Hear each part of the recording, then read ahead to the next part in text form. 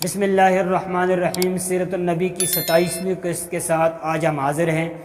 اس سے گزشتہ قسط کے اندر ہم نے قریش کے مطالبات اور آپ علیہ الصلوۃ والسلام کا جو جواب تھا اس کے بارے میں تذکرہ کیا تھا۔ آج ہم بیان کریں گے کہ نبی اکرم صلی اللہ علیہ وسلم پر علماء یہود کے 3 سوالات اور ان کے جوابات۔ قریش نے جب دیکھا کہ ان کا کوئی بھی فیصلہ جو انہوں نے کیا وہ کارآمد نہیں ہوا، اور نبی اکرم صلی اللہ علیہ وسلم مسلسل اسلام کی دعوت دیتے جا رہے ہیں اور اسلام کے اندر بہت سارے لوگ داخل ہو رہے ہیں اور اسلام کا دائرہ کار وسیع ہوتا جا رہا ہے اور مسلمان بڑھتے جا رہے ہیں، تو قریش والے پریشان ہوئے کہ ہم نے مطالبات کیے اس میں ناکام ہوئے، سازشیں کی اس میں ناکام ہوئے، آپ علیہ الصلوۃ والسلام سے معجزات مانگے اس میں ناکام ہوئے، آپ علیہ الصلوۃ والسلام کے سامنے مختلف پیشکشیں کی اس میں ناکام ہوئے، تو آپ کے پاس ایک آپشن اور رہ گیا تھا۔ اس پر مشورہ کیا اور انہوں نے یہ کہا کہ علماء یہود سے پوچھ لیتے ہیں آپ علیہ الصلوۃ والسلام کے بارے میں، اس لیے کہ وہ جانتے تھے کہ علماء یہود آسمانی کتابوں سے واقف تھے، پیغمبروں کے اوصاف کا علم رکھتے تھے، تو انہوں نے کہا کہ علماء یہود سے پوچھ لیتے ہیں، ہو سکتا ہے وہ ہمیں کوئی گائیڈ کریں، کوئی رہنمائی کریں ہماری۔ چنانچہ قریش نے 2 بندوں کو مقرر کیا،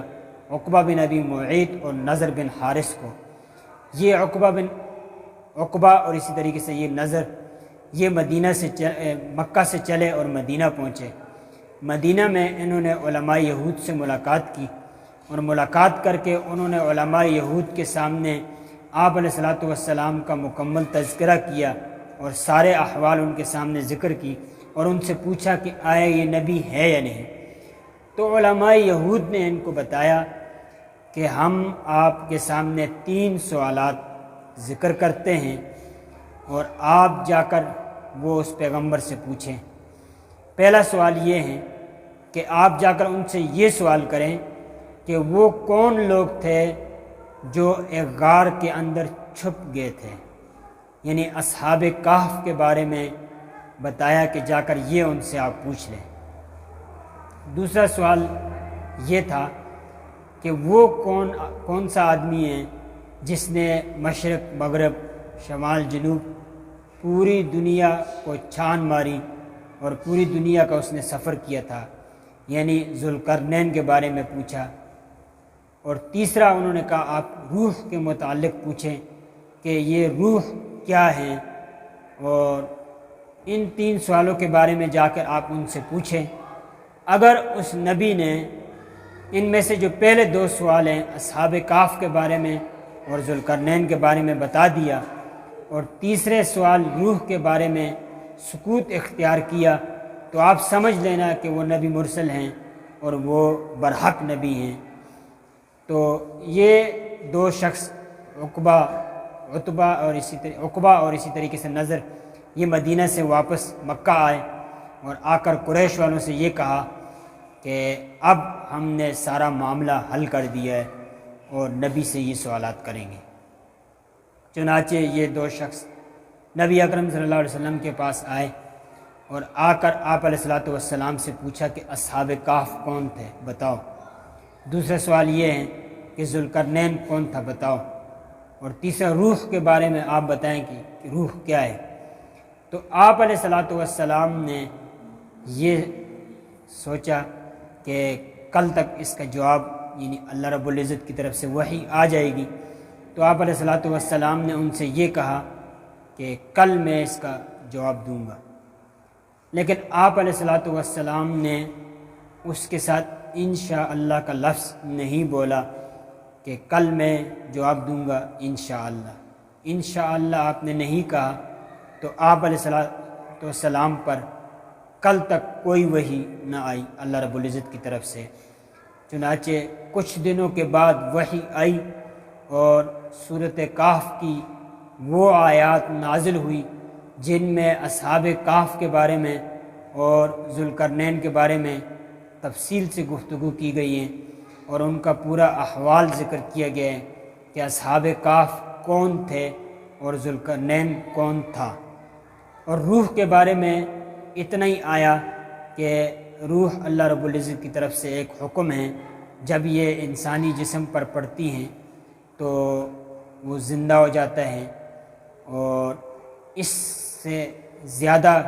اس بارے میں کوئی معلومات فراہم نہیں کی گئی۔ تو آپ علیہ الصلاۃ والسلام نے قریش کے سامنے یہ بھی پیش کر دیا، مگر اور قریش چیز سمجھ بھی گئے کہ علماء یہود نے جو نشانیاں بتائی تھیں وہ ساری کی ساری نشانیاں پائی جاتی ہیں، اور آپ علیہ الصلاۃ والسلام برحق نبی ہیں، لیکن اس کے باوجود انہوں نے آپ کو مزید تکلیفیں دی اور اظہار ثانی میں مبتلا ہو گئے۔ آپ علیہ الصلاۃ والسلام کو مختلف تکلیفیں دینے لگے۔ آپ کا خیال تھا کہ ہماری تکلیفوں سے آپ علیہ الصلاۃ والسلام شاہد کہ اپنے کام سے رک جائیں۔ ان کی تکلیفوں کا آپ اندازہ اس بات سے لگا لیں کہ ایک دفعہ زماد بن ثعلبہ نامی ایک شخص مکہ آیا، اور یہ زماد بن ثعلبہ جو تھا یہ نبی اکرم صلی اللہ علیہ وسلم کا زمانہ جاہلیت سے ہی دوست تھا، اور یہ منتر وغیرہ اور پھونک وغیرہ کر کے لوگوں کا علاج کیا کرتا تھا۔ یہ جب مکہ آیا تو مکہ میں دیکھا کہ کچھ بچے نبی اکرم صلی اللہ علیہ وسلم کے پیچھے لگے ہوئے ہیں، اور وہ آپ علیہ الصلاۃ والسلام کو جادوگر کہہ رہے ہیں، اور آپ علیہ الصلاۃ والسلام کو معاذ اللہ کاہن اور مجنون اور پاگل کہہ رہے ہیں۔ تو زماد بن ثعلبہ نے کہا کہ محمد تو چونکہ میرا دوست ہے، تو زماد بن ثعلبہ نبی اکرم صلی اللہ علیہ وسلم کے پاس تشریف لائے اور آپ علیہ الصلاۃ والسلام سے کہا کہ لوگ سب آپ کو مجنون کہتے ہیں، کوئی آپ کو جادوگر کہتے ہیں، تو اگر کوئی مسئلہ ہے تو میں پھونک مار کر کوئی منتر وغیرہ پڑھ کر آپ کا علاج کر دیتا ہوں۔ تو آپ علیہ الصلاۃ والسلام نے آگے سے ان کے سامنے ایک خطبہ پڑھا، الحمدللہ نحمدہ ونستعینہ ونستغفرہ ونؤمن بہ ونتوکل علیہ ونعوذ باللہ من شرور انفسنا ومن سیئات اعمالنا من یہدہ اللہ فلا مضل لہ ومن یضللہ فلا ہادی لہ واشہد ان لا الہ الا اللہ وحدہ لا شریک لہ واشہد ان محمدا عبدہ ورسولہ۔ جب یہ خطبہ آپ نے ان کے سامنے پڑھا تو انہوں نے یہ خطبہ سنا اور سن کر یہ کہا کہ آپ کے اوپر کوئی بھی جادو نہیں ہے، کوئی بھی منتر نہیں ہے، میں بھی ایک خدا کو تسلیم کرتا ہوں اور آپ کی نبوت کو تسلیم کرتا ہوں۔ چنانچہ زماد بن ثعلبہ رضی اللہ تعالیٰ عنہ مسلمان ہوئے، اور زماد بن ثعلبہ سے آپ زماد بن ثعلبہ رضی اللہ تعالیٰ عنہ ہوئے، اور آپ علیہ الصلاۃ والسلام کے صحابہ میں شامل ہوئے۔ تو نبی اکرم صلی اللہ علیہ وسلم پر پھر کتنی تکالیف آئی اور آپ علیہ الصلاۃ والسلام کو کتنی مشقتوں میں مبتلا کیا گیا، اس پوری ڈیٹیل کے ساتھ ہم انشاءاللہ بہت جلد ایک نئی قسط کے ساتھ آپ کے ساتھ حاضر ہوں گے۔ آج کے لیے اتنا ہی۔